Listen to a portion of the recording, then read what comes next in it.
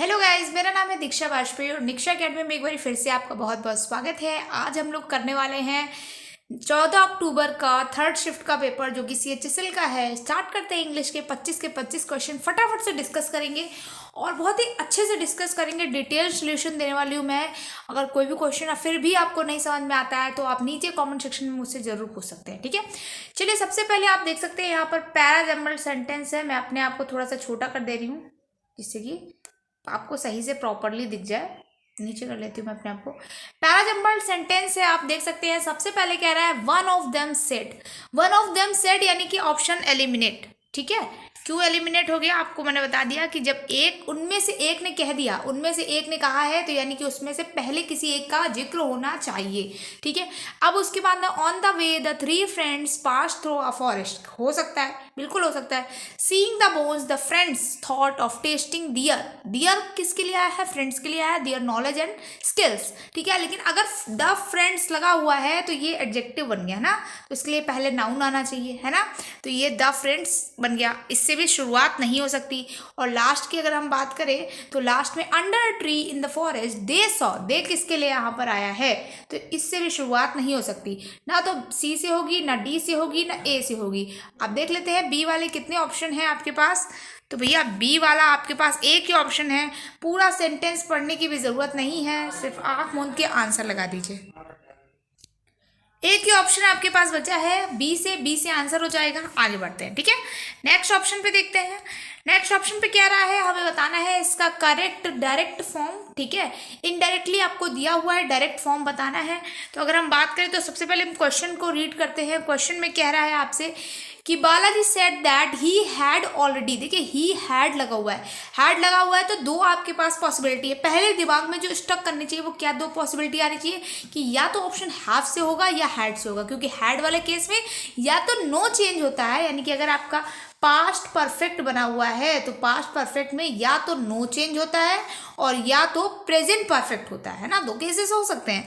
तो यहाँ पर बात करते हैं अब हम। देखिए यहाँ पर अब क्या है हो रखा है, आप देखिए यहाँ पर हमें पहले सबसे पहले अगर हम बात करते हैं क्या ही हैज से बन सकता है, तो बिल्कुल नहीं बन सकता। क्यों? क्योंकि इनडायरेक्ट में जब ही दिया हुआ है तो वो डायरेक्ट में आ ही रहा होगा, है ना। क्योंकि वो बालाजी बोल रहा है ना, तो वो खुद के लिए बोल रहा होगा आई, है ना। आई को हमने चेंज कर दिया होगा थर्ड पर्सन के अकॉर्डिंग, ठीक। मतलब कि हमने उसको इसके अकॉर्डिंग चेंज कर दिया रहा होगा, ठीक है। तो यहाँ पर ही आ गया, इसलिए तो ये पहला वाला ऑप्शन तो आपका इनकरेक्ट हो गया। इसके आई ऑलरेडी पेड तो हो ही नहीं सकता क्योंकि हम हैज़ और हैव वाले ऑप्शन ही देख रहे हैं। अब यहाँ पर हम बोल रहे हैं आई हैव ऑलरेडी। अगर ये वाला हम क्वेश्चन कहते हैं तो देखिए यहाँ पर सेकेंड जो लिखा हुआ है the notice came to him, the notice when the notice came to him, तो केम टू हिम बना है यानी कि वो जो है नो चेंज रहा होगा ना, when the notice came to him. यहाँ जबरदस्ती इन्होंने विल ला दिया है। विल लाने की वजह से ये थर्ड वाला ऑप्शन भी गलत हो जाता है। सिर्फ एक ही ऑप्शन बचता है, I had already paid the instalment when the notice came to me. तो ये हो जाएगा इसका राइट आंसर, फोर्थ वाला यही इसका राइट आंसर है और कोई भी राइट आंसर नहीं हो सकता, ठीक है। चलिए अगले क्वेश्चन पे चलते हैं। थर्ड नंबर क्वेश्चन कह रहा है, एरर बतानी है हमें यहाँ पर, did you tell to your mother that you saw her friend at the theatre. देखिए मैंने कई बार आप लोगों को बताया है और इस पेपर में मैं आपको बताऊंगी कि कितने माइनर से एरर आ जाते हैं और हम उस पर ध्यान नहीं दे पाते। कभी भी टेल और टोल्ड के साथ में अपन को टू नहीं लगाना। क्या नहीं लगाना? टू नहीं लगाना, ठीक है। ये सारे के सारे टू नहीं लेते हैं, ठीक है। टेल के साथ टेल जो है वो इन्फिनेटिव का ऐसा केस लेता है जो टू नहीं लेता, ठीक है। तो यहाँ पर टू नहीं लगेगा, इसलिए हमारा फोर्थ वाला ऑप्शन जो है वो एरर हो जाएगा। हमें डायरेक्ट यहाँ पर क्या लिखना पड़ेगा, did you tell your mother, ठीक है। Did you tell your mother बिल्कुल करेक्ट है। फोर्थ वाले ऑप्शन में एरर है, हमें इसी को टिक कर देना है, आंसर हो जाएगा आपका, ठीक है। चलिए फोर्थ क्वेश्चन नंबर फोर्थ पे चलते हैं। There are too less space for Naveen to park his car in front of the shop. देखिए नवीन को क्या करना है, अपनी कार पार्क करनी है। क्या पार्क करना है? कार, यानी कि उसको क्या जगह की जरूरत होगी ना, जगह। जबकि यहाँ जो लेस लगा हुआ है, जो लेस होता है ना वो आपका अमाउंट को शो करता है ना, अमाउंट को या फिर नंबर को शो करता है। जब भी हम अमाउंट की बात करेंगे तो लेस लगाएंगे, मगर यहाँ पर हम क्या बात लगाएंगे, यहाँ पर हम लिटिल लगाएंगे। क्या लगाएंगे? लिटिल लगाएंगे। तो यहाँ पर देखिए लिटिल कहाँ पर दे रखा है आपका, दो ऑप्शन में, वर लिटिल या was little. There were little कैसे होगा, हमें वॉज लिटिल लगाना पड़ेगा ना, हमारे पास बहुत थोड़ी सी जगह है। There was too little space for Navin, बहुत ही कम जगह है ना, तो there was too little space, ठीक है। बहुत, टू मतलब टू थोड़ी सी निगेटिव सेंस में आता है, ठीक है। टू जो है वो निगेटिव सेंस में दिखाता है कि बहुत थोड़ी जगह है, ठीक है, बहुत ही थोड़ी जगह। चलिए अगले क्वेश्चन पे आते हैं। अगला जो है आपका पैसेज है, तो सबसे पहले पैसेज हम लोग पढ़ेंगे स्टैक टूरिज्म। स्टैक टूरिज्म का मतलब आजकल ये होता है कि जैसे कि आपको टूरिज्म के प्रति मंचन कराया जाए। स्टैक का मतलब होता है किसी चीज का मंचन करना, है ना, किसी चीज को आप जब खुद से आयोजित करते हैं उसको बोलते हैं स्टैक, ठीक है। तो देखो स्टैक टूरिज्म का मतलब होता है कि जैसे आप जो है टूरिस्ट को इकट्ठा करके किसी एक पर्टिकुलर प्लेस पे ले जा रहे हैं, है ना, उसको बोलते हैं स्टैक टूरिज्म। तो स्टैक टूरिज्म आजकल जो है क्या हो गया, whether it is of the tiger or the snow leopard kind is driven by the desire of visitors to see specific animals। जैसे आजकल जो टूरिस्ट हैं वो एक अपनी इच्छा जाहिर करते हैं, डिज़ायर मतलब इच्छा जाहिर करते हैं कि मुझे ये स्पेसिफिक एनिमल देखना है, तो इसके लिए स्टैग्ड टूरिज्म स्टार्ट हो गया है, जिसमें आप अगर जैसे कि बहुत सारे झुंड बना के बहुत सारे जो टूरिस्ट हैं वो चाहते हैं कि मुझे यही पर्टिकुलर, जैसे कि अगर आपको स्नो लेपर्ड देखना है या फिर आपको टाइगर देखना है, तो आपको उसके लिए क्या करना पड़ेगा, मतलब उन पर्टिकुलर ग्रुप्स में शामिल होना पड़ेगा। तो वो लोग क्या करते हैं, इसको आयोजित करते हैं, और जब उनके पास पर्याप्त ग्रुप हो जाता है तो वो क्या करते हैं, उन लोगों को ले जा करके वो चीज़ें दिखा देते हैं। दिस ऑफन, अब फर्स्ट वाले पे देखते हैं क्या करेगा, this often dash pressure on a certain area with hoards. Hoards का मतलब होता है भीड़, ठीक है, ये होर्ड्स लिखा हुआ ना, इसका मतलब होता है भीड़। Dash tourist rushing to a spot, देखो क्या कह रहा है कि ये जो होता है ना दिस ऑफन, ये प्राय क्या करता है, प्रेशर क्रिएट करता है उस सर्टेन एरिया पर। तो कैसा प्रेशर क्रिएट करेगा, देखो प्रेशर कैसे क्रिएट करा जा सकता है, मैं अपने आप को उठा के यहाँ रख देती हूँ, एक minute. Yes, this was the perfect area for me. Yes, तो कैसा प्रेशर क्रिएट करेगा, क्या puts, this often makes pressure, क्या प्रेशर बनाया जाता है, नहीं बनाया जाता ना, तो मेक्स तो नहीं होगा। This often gives pressure, pressure दिया भी नहीं जा रहा है, ठीक है, प्रेशर दे भी नहीं रहा, और डज प्रेशर भी नहीं होगा, पुट्स प्रेशर होगा, प्रेशर डाला जाता है ना, प्रेशर डल जाता है ना, तो पुट्स हो जाएगा। This often puts pressure on a certain area, certain area पे प्रेशर डलता है ना, डाला जाता है, तो ये कभी कभी डाल देता है प्रेशर, एक्स्ट्रा प्रेशर डाल देता है, तो पुट्स प्रेशर हो जाएगा। नेक्स्ट की बात करते हैं, नेक्स्ट क्या कह रहा है, सेकेंड वाला आपका स्पॉट क्या कह रहा है, देखिए सेकेंड वाला कह रहा है on a certain area with hoards, भीड़ का, कैसी भीड़, होर्ड्स ऑफ टूरिस्ट। देखिए ये तो ऐसे नाउन ऑफ नाउन का केस बन रहा है ना, नाउन ऑफ नाउन क्या कहता है कि दो नाउन को जब आप जोड़ेंगे तो ऑफ से जोड़ते हैं, है ना, तो नाउन ऑफ नाउन को कैसे, यहाँ पे with hoards of tourist, tourist की भीड़ जो एक ही स्पॉट पर इकट्ठा हो जाती है। रश मतलब ढेर सारी भीड़ होना ना, रश हो जाना, तो उसको बोलते हैं tourist rushing to a spot. तो यहाँ पर ऑफ वाला ऑप्शन सही हो जाएगा। देखिए बाय होर्ड्स बाय टूरिस्ट नहीं होता, होर्ड्स फ्रॉम टूरिस्ट नहीं होगा, होर्ड्स विथ टूरिस्ट नहीं होगा, एक ही होगा होर्ड्स ऑफ टूरिस्ट, ठीक है।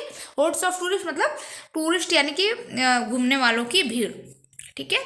सेवंथ में देखते हैं this, the, a and that. तो सेवंथ वाला आपका ऑप्शन ये कह रहा है कि in dash the case of tigers, तो in this case of tigers नहीं, in this case of tigers हो सकता है अगर in the case of tigers नहीं दिया होता, यहाँ पे पर्टिकुलर किसी टाइगर की पहले बात की नहीं गई है ना, तो इसलिए इन the case of tiger, tiger के केस में क्या होता है, इन द केस ऑफ टाइगर, ठीक है। इन अ केस ऑफ टाइगर नहीं होगा क्योंकि पर्टिकुलर एक टाइगर को बताया गया और टाइगर के लिए बात हो रही है ना, तो इन the case of tigers it is quite, यानी कि इसका कौन सा ऑप्शन सही होगा आपका, सेवेंथ का आपका दा सही हो जाएगा, ठीक है, सेकेंड नंबर। अब एट्थ पे चलते हैं, सेलेक्ट द वर्ड। अब फोर्थ नंबर पे क्या आएगा, what, how, why and that. तो देखो यहाँ पर कौन सा रिलेटिव प्रोनाउन यूज हो सकता है, it is quite possible dash the animal is stressed. ये बहुत ज़्यादा तरीके से पॉसिबल है कि जो एनिमल हो वो स्ट्रेस्ड हो जाए, परेशान हो जाए। क्यों परेशान हो जाएगा, by the dash caused by a, यहाँ पर पूरा नहीं लिखा हुआ है, मतलब बहुत सारे विजिटर्स को देख करके मतलब हो सकता है कि वो एनिमल जो है परेशान हो है। ये पैसेज पूरा नहीं लिखा हुआ, इसके आगे भी होना चाहिए, ठीक है, कॉस्ड बाय विजिटर्स या कुछ इस टाइप से होना चाहिए, ठीक है। तो यहाँ पर देखो, यहाँ हम ऑप्शन भर लेते हैं फिर आपको बताते हैं। It is quite possible that होगा, वाई यहाँ पर आना नहीं है। रिलेटिव प्रोनाउन तो आएगा, ये तो है क्योंकि दो चीजों का रिलेशन निकल रहा है, लेकिन कौन सा रिलेटिव प्रोनाउन आएगा, वाई आएगा नहीं, ठीक है, हाउ आएगा नहीं, दैट ही आ सकता है। दैट द एनिमल, यह कि एनिमल जो है स्ट्रेस्ड हो जाता है बाय द, किससे, 5th नंबर वाले ऑप्शन में देखते हैं, यहाँ पर इस वाले ऑप्शन में दैट सही होगा, ठीक है, दैट, वाई नहीं होगा, हाउ नहीं होगा और वॉट भी नहीं होगा। वॉट तो इंसिडेंट लेता है, इस वजह से नहीं होगा, कोई इंसिडेंट नहीं लेता। अब देखो डिसमिसल, डिसबिलीफ, डिस्टर्बेंस या डिसअपॉइंटमेंट, तो क्या होगा, देखो जो टाइगर्स होंगे क्या वो डिसअपॉइंटेड होंगे, नहीं भैया, वो निराश थोड़ी नहीं होंगे, वो क्या डिसबिलीव करेंगे, वो तुम पे भरोसा करते हैं क्या, इंसानों पे भरोसा करते हैं क्या, विजिटर्स पे नहीं करते हैं, तो डिसबिलीव भी नहीं होंगे। डिसमिसल भी नहीं होगा, उनका क्या होगा, उनको कोई नौकरी थोड़ी नहीं करते जो आप उनको डिसमिसल कर देंगे, वो क्या होता है, डिस्टर्ब हो जाते हैं, इतने सारा भीड़ को देख करके वो डिस्टर्ब हो जाते हैं, इसलिए डिस्टर्बेंस क्रिएट हो जाता है। तो डिस्टर्बेंस बाय अ, देखिए यहाँ पर आ जाएगा डिस्टर्बेंस कॉज्ड बाय विजिटर्स, ठीक है, तो ये हो जाएगा। चलिए 9 तक हमारा पैसेज क्लियर हो गया। अब हम बताएंगे यहाँ पर 1 वर्ड बताना है हमें, one who studies the election and voting trends, जो इलेक्शंस और वोटिंग ट्रेंड्स के रुझान के बारे में बताता है, काफ़ी बार रिपीट हो चुका है, मोस्ट रिपीटेड। तो देखो रिसर्चर क्या होता है, जो रिसर्च करता है, देखिए रिसर्चर क्या होता है, जो रिसर्च करता है किसी चीज़ के बारे में। रिव्यूअर, जो रिव्यू देता है, जैसे आप कोई प्रोडक्ट खरीदते हैं तो उसका रिव्यू देते हैं, आप जब गूगल पे या फिर यूट्यूब पे भी जब कुछ देते हैं ना तो लेते हैं, रिव्यूज आते रहते हैं ढेर सारे, उसको बोलते हैं रिव्यूअर। सोशलॉजिस्ट क्या होता है, जो समाज के लिए कुछ करे, है ना। और सेफोलॉजिस्ट क्या होता है, जो इलेक्शन वगैरह की, वोटिंग वगैरह की जो ट्रेंड्स हैं उनके बारे में अध्ययन करता है या उनके बारे में स्टडी करता है, उसको बोलते हैं सेफोलॉजिस्ट। क्या बोलते हैं, सेफोलॉजिस्ट। सोशियोलॉजिस्ट जो समाज के बारे में अध्ययन करता है, ठीक है। चलिए अगले क्वेश्चन पे पढ़ते हैं। अगला क्वेश्चन हमसे कह रहा है, क्या कह रहा है भाई, 11th क्वेश्चन, पैसिव वॉइस बताना है। Please make a cup of coffee for me. तो देखो आई रिक्वेस्ट वाला ऑप्शन, देखो ऑप्शन एलिमिनेट करना सीखिए। अब ऑलरेडी प्लीज आ चुका है किसमें, एक्टिव वॉइस में, तो आई रिक्वेस्ट जो है वो पैसिव में नहीं आ सकता। कैन की कोई बात नहीं है, नहीं आएगा। A cup of coffee can be meet, फिर से हम अपने मर्जी से कैन नहीं लगा सकते। क्यों कैन लगाएं भाई, जो ऊपर दिया नहीं है हम उसको क्यों जबरदस्ती पुट करेंगे। सिर्फ एक ही ऑप्शन आ सकता है लेट, क्योंकि प्लीज को हम लेट में कन्वर्ट करते हैं। ध्यान रखिएगा, जितने भी आपके ऑपरेटिव सेंटेंसेस होते हैं वो बन सकते हैं, ठीक है। तो let a cup of coffee be made for me, second option एकदम करेक्ट हो जाएगा।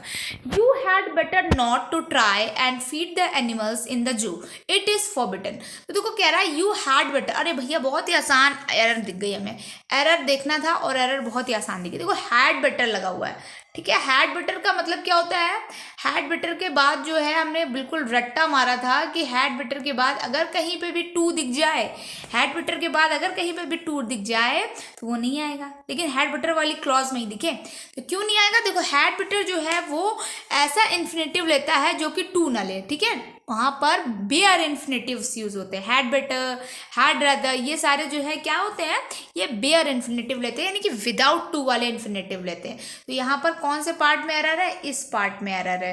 नॉट टू ट्राई गलत लिखा है, देखिए नॉट टू ट्राई कौन सा पार्ट है, नॉट टू ट्राई सेकेंड वाला पार्ट है, सेकेंड वाले पार्ट में एरर हो जाएगा। You had not try, not to try नहीं, नॉट ट्राई होना चाहिए।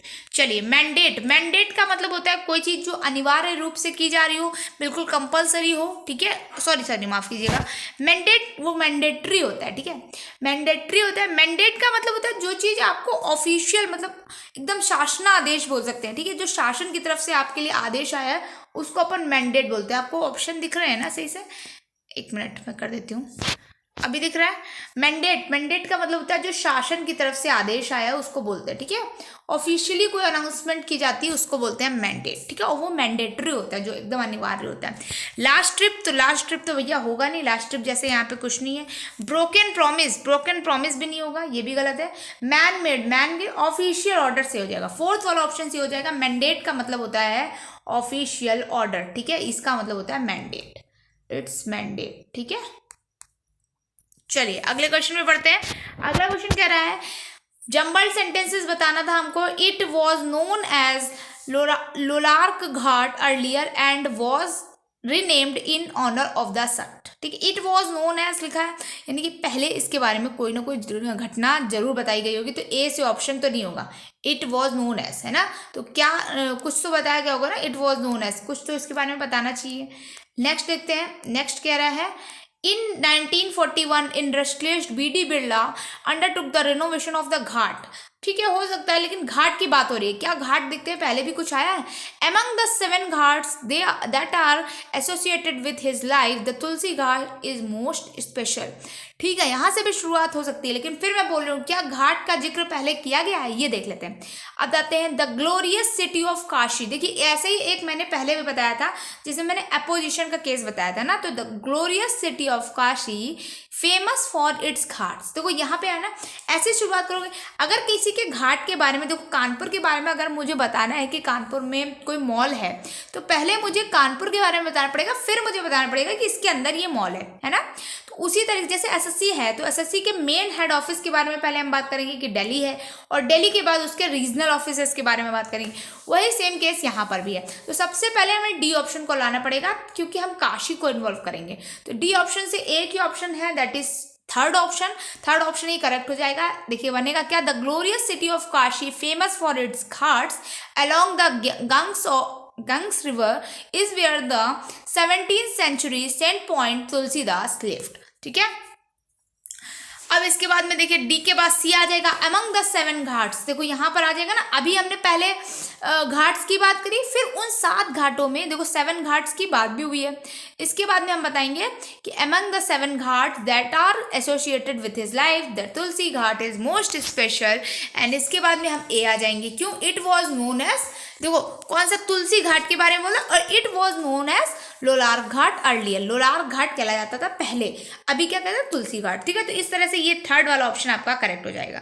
ठीक, 15th नंबर क्वेश्चन पे चलते हैं। Sandeep received a new lease of life. Lease मतलब पता है क्या होता है, कुत्ते का पट्टा।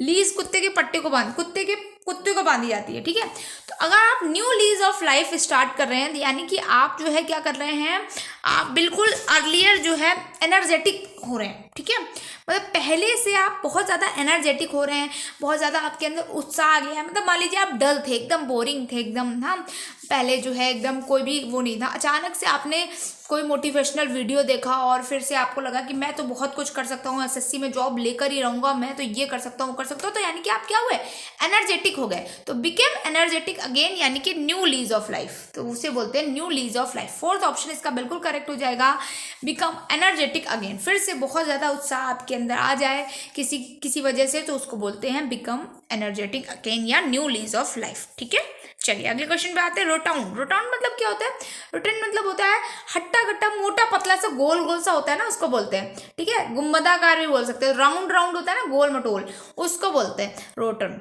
तो रोटन का क्या हो जाएगा, रेंज मतलब तो लिमिट होता है, नहीं होगा, राउंड हो सकता है। ठीक है, राउंड हो जाएगा इसका, रोटन मतलब राउंड। रॉकी मतलब जिसमें रॉक्स वगैरह हो, कवर्ड विथ रॉक्स, उसको बोलते हैं रॉकी, ये भी नहीं होगा, रोल्ड घुमावदार। ठीक है, तो राउंड हो जाएगा, रोटन मतलब राउंड। चलिए अगले क्वेश्चन पे चलते हैं।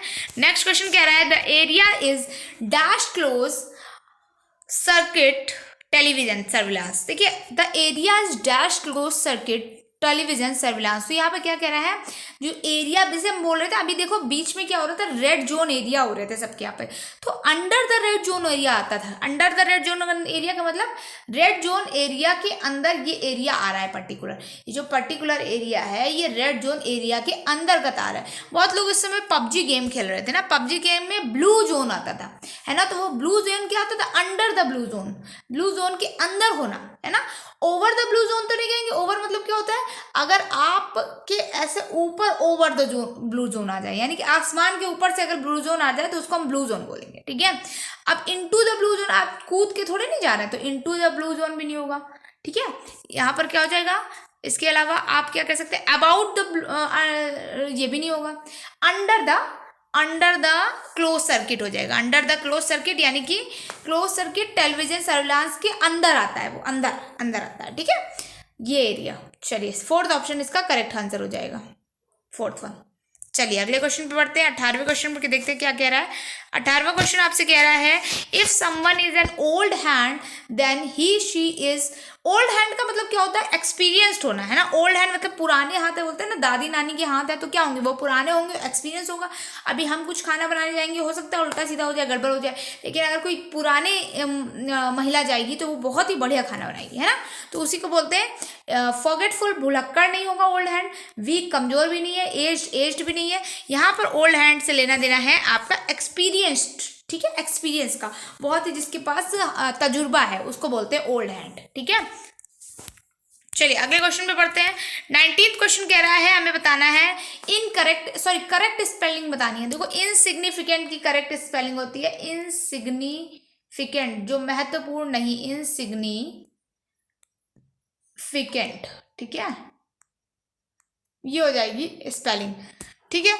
अनसस्टेनेबल लिखा हुआ है यहाँ पर, अनसस्टेनेबल देखो अनसस्टेनेबल, देखो यहाँ मैं लिख दे रही हूँ, उम्मीद है आपको समझ में आ रही होगी, ठीक है। अनसस्टेनेबल देखो SUSTAI होता है, TAI, ठीक है, UNSUSTAI। बहुत जल्दी मैं पेन मंगा रही हूँ, आप लोग बिल्कुल टेंशन मत लीजिए, ठीक है। वो होता है अनसस्टेनेबल, जो अपने मूल रूप में ना रहे, है ना, जो आपको कोई बेसिक फॉर्म दी गई थी आप उसमें नहीं रहे, तो वो होता है अनसस्टेनेबल, ठीक है। इम्पेंडिंग, अब आते हैं हम इम्पेंडिंग में, तो यहाँ जो डबल एम लगा है ना, एक एम होता है, IM होता है इम्पेंडिंग, ठीक है, IM। केवल एक ही स्पेलिंग सही लिखी है, वो है आपकी चेंजेबल बिल्कुल सही लिखी है, चेंजेबल में कोई गलती नहीं है। अगर आपको इसको चेंजेबल पढ़ेंगे तो गलत लिखेगा, लेकिन चेंजेबल पढ़ेंगे तो बिल्कुल सही लगेगा, ठीक है। तो ये बिल्कुल सही लिखा हुआ है। अब हम आते हैं एरोगेंस। एरोगेंस का मतलब होता है हेकड़ी, ठीक है। जो एरोगेंस लिखा है ना, इसका मतलब होता है हेकड़ी। जब किसी चीज का हम ज्यादा मतलब वो दिखाते हैं ना, घमंड टाइप का, उसको बोलते हैं एरोगेंस। एरोगेंट से बना है ये एरोगेंस, ठीक है। तो इसका एंटोनियम बताना है हमें, सबसे पहले ही वर्ड में लिखा हुआ है, देखिए क्या है, ह्यूमिलिटी मतलब क्या होता है? ह्यूमिलिटी मतलब होता है विनम्र, ठीक है, बहुत ही ज्यादा विनम्र है, ठीक है, उसको बोलते हैं ह्यूमिलिटी। तो यही हो जाएगा इसका आंसर। हेकड़ी दिखा रहे हैं और एकदम बिल्कुल नमस्ते नमस्ते करके बात करें। ऑनेस्टी मतलब ईमानदार होता है, तो ऑनेस्टी तो होगा नहीं, ठीक है, ए ऑप्शन नहीं होगा। अरे यार, फैमिलियरिटी जान परिचय वाला, ये भी नहीं होगा। इग्नोरेंस मतलब आप बिल्कुल अज्ञानी बन जा रहे हैं ना उस चीज को लेकर के, तो उसको बोलेंगे इग्नोरेंट से बना है इग्नोरेंस, ठीक है, इग्नोरेंस से इग्नोरेंट। अब बात करते हैं students who are capable of understanding and managing their emotional intelligence do better at school in dash to their peers who lack the ability. तो पीयर्स का मतलब होता है साथी, जो साथ में हमारे पढ़ते हैं ना, उनको बोलते हैं पीयर्स। और लैक मतलब कमी, लैक द एबिलिटी, उनके पास क्षमता की कमी हो जाती है। वो स्टूडेंट्स जो कि अंडरस्टैंडिंग और मैनेजिंग पावर जिनके अंदर ज़्यादा है इमोशनल इंटेलिजेंस की, वो ज़्यादा बेहतर परफॉर्मेंस कर पाते हैं स्कूल के अंदर, एट स्कूल यानी स्कूल में। इन कंपैरिजन टू, देखो इन कंपैरिजन टू होता है की तुलना में, ये पूरा फ्रेज है एक तरीके से। इन कंपैरिजन की तुलना में, किसकी तुलना में? साथियों की तुलना में, अपने साथियों की तुलना में, ठीक है। तो यहाँ पर ए ऑप्शन ही सही हो जाएगा। इन रिजेंबलेंस टू नहीं होगा, इन सिमिलरिटी टू नहीं होगा, इन डिफरेंस टू नहीं होगा। ये पूरा फ्रेज है इन कंपैरिजन टू, तो वही यूज होगा यहाँ पर, इन कंपैरिजन आएगा, ठीक है। ऑप्शन नंबर ए इसका बिल्कुल सही हो जाएगा। चलिए अगले क्वेश्चन पे आते हैं। अगला क्वेश्चन कह रहा है large bedroom for a number of people in a school और इंस्टीट्यूशन। तो देखो इसको क्या पता कह रहा है, ऐसा आप लोगों ने देखा होगा, बता रही हूँ मैं। एक बड़ा सा ही कह रहा है बेडरूम है, इतना बड़ा बेडरूम है और वहां पे खूब सारे लोगों के लिए बेड्स लगे हुए हैं, तो उसको क्या बोलते हैं बताइए? हॉस्टल बोलते हैं? हॉस्टल नहीं बोलते। हॉस्टल के लिए तो अंदर क्या होता है ना, पर्टिकुलर रूम्स होते हैं और वो अलग अलग रूम्स होते हैं, एक रूम नहीं होता है, ठीक है। यहाँ पर रेजिडेंस बोलते हैं, रेजिडेंस भी नहीं बोलते, रेजिडेंस जिसमें घर में हम रहते हैं उसको बोलते हैं। इसको बोलते हैं डॉर्मेट्री। डॉर्मेट्री मतलब होता है छात्रावास, छात्रों के लिए जो रहने के लिए जगह होती है ना स्कूल में या किसी इंस्टीट्यूशन में, जो बड़ा सा कमरा होता है उसमें ढेर सारे बेड लगा दिए जाते हैं, तो उसको बोलते हैं छात्रावास, ठीक है। हॉस्टल में ऐसा नहीं होता है, ध्यान रखिएगा। हॉस्टल में पर्टिकुलर रूम्स मिलते हैं एक एक या दो दो बच्चे को रहने के लिए, ठीक है। जबकि डॉर्मेट्री में उल्टा होता है, उसमें एक ही कमरा होता है बड़ा सा और उसमें ढेर सारे बेड्स वगैरह होते हैं, ठीक है।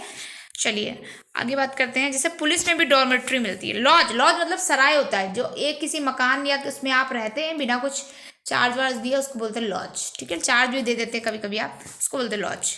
आपके ठहरने की जो व्यवस्था करते हैं कहीं पे भी, उसको बोलते हैं लॉज। अब यहाँ पे हमें इनकरेक्ट स्पेलिंग बतानी है। देखो तो सरेंडर के, देखो सबकी स्पेलिंग सही है सिर्फ सरेंडर की छोड़ के, डबल आर होता है, ठीक है, सरेंडर, ठीक है। तो ए ऑप्शन ही गलत हो जाएगा इसका।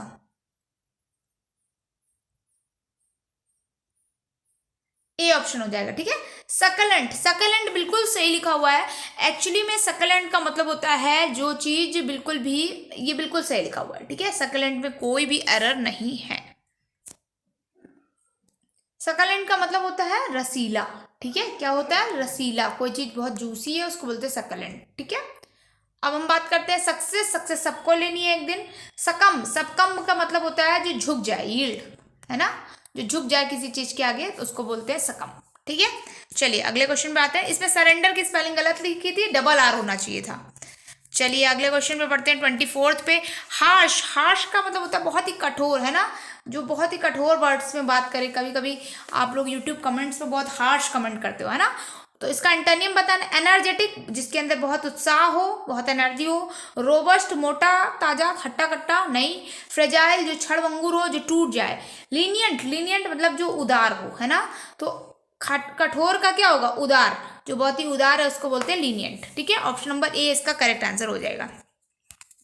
लास्ट क्वेश्चन कह रहा है, Lata told to her team leader that she would be leaving office early as she had some urgent personal work. Lata बहन जी को बहुत एक अर्जेंट काम आ गया, इसलिए वो ऑफिस से जल्दी जाना चाहती हैं। लेकिन लता ने जो है अपने बॉस से टू लगा के बात नहीं करी थी। लता ने डायरेक्ट बोल दिया था, क्योंकि टेल और टोल्ड के साथ कभी भी टू नहीं आता, ठीक है, बात समझ आ गई।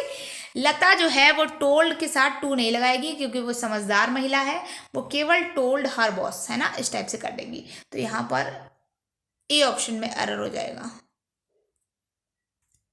ए ऑप्शन हो जाएगा आपका इसका राइट आंसर, ठीक है। टोल्ड हर, लता टोल्ड हर टीम लीडर, ठीक है। तो आज के लिए गाइज इतना ही। सारे क्वेश्चंस मैंने कवर कर दिए हैं, 25 के 25 क्वेश्चंस हो चुके हैं। ये मेरे कुछ पेजेस हैं, आप मुझे यहाँ फॉलो कर सकते हैं, मैं इसको जूम कर दे रही हूँ। बाकी डिस्क्रिप्शन बॉक्स में भी आपको ये सारे के सारे पेजेस मिल जाएंगे, जरूर वहाँ से जा करके लाइक शेयर जरूर कर दें। वीडियो को लाइक करना ना भूलें, बहुत सारे बच्चे वीडियो देखते हैं और निकल जाते हैं पहली फुर्सत में, तो पहली फुर्सत में ना निकले, वीडियो को पूरा देख लिया करें। एवरेज व्यू ड्यूरेशन तो कम से कम देखा करो यार, कुछ अच्छा सीखने को मिलेगा। बेवजह वीडियो नहीं चले, 2 की स्पीड में चलाओ भैया, इसीलिए अपलोड करने लगी हूँ, लाइव नहीं पढ़ा रही हूँ, इसीलिए कि तुम्हारी जिंदगी के 20-25 मिनट ना बर्बाद हो। तुम 25 मिनट का वीडियो 15 मिनट में देखो, मुझे कोई दिक्कत नहीं है, लेकिन पूरा देखो, ठीक है। इट्स अ हम्बल रिक्वेस्ट, बहुत ही प्यार से आपसे निवेदन कर रही हूँ, क्योंकि बहुत ज़रूरी है, ठीक है। यूट्यूब को लगता है कि मैं अच्छा पढ़ा नहीं रही हूँ, इसलिए लोग मेरा देख नहीं रहे हैं, ठीक है। तो ऐसा मत करो भाई यार, ठीक है, रोजी रोटी का सवाल है, ठीक है। मिलते हैं नेक्स्ट वीडियो में, तब तक के लिए बाय बाय, टेक केयर, अपना ख्याल रखें, पढ़ते रहें, स्वस्थ रहें और मस्त रहें, ठीक है, बाय बाय।